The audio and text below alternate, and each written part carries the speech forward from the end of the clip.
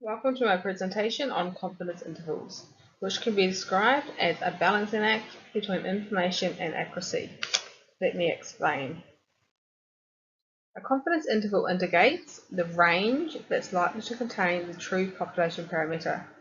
The parameter is just a number, it's just a statistic that characterizes a given aspect of the population of interest.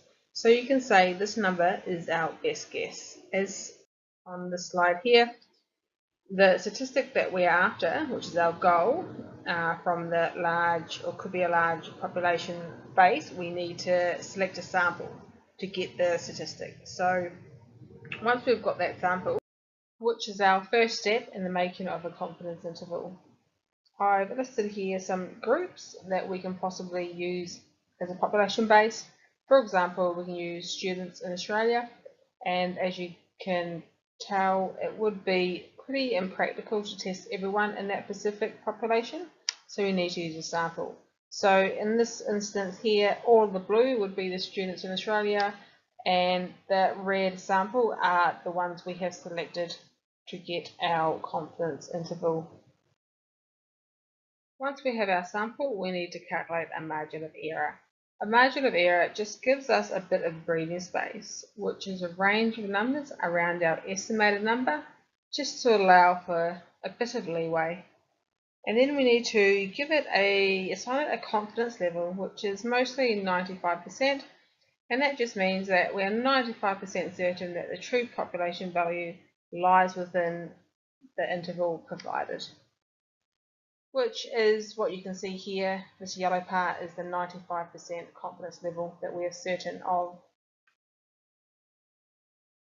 Two areas that affect the width of the confidence interval both have to do with the sample. Number one is the variation within the population, and number two is the size of the sample. So we can see here with the variation, with low variations in the sample, we will lead to narrower, i.e. more precise confidence intervals.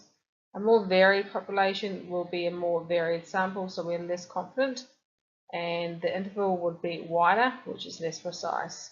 With the size of the sample, the bigger the sample is, the more precise we are, and the more narrower the confidence interval will be. Whereas the smaller the sample size is, the less precise we are, and the wider the confidence interval is. This graph here just shows what the difference in sample size can do. So the small sample size uses the T graph, so we are wider. This is the less confident we are, and the larger sample size uses the Z graph here.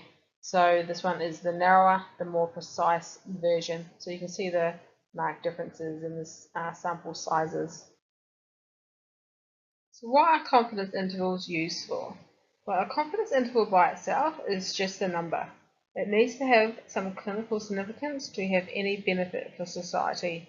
So you can say confidence intervals help decide if the intervention is worth it in the real world.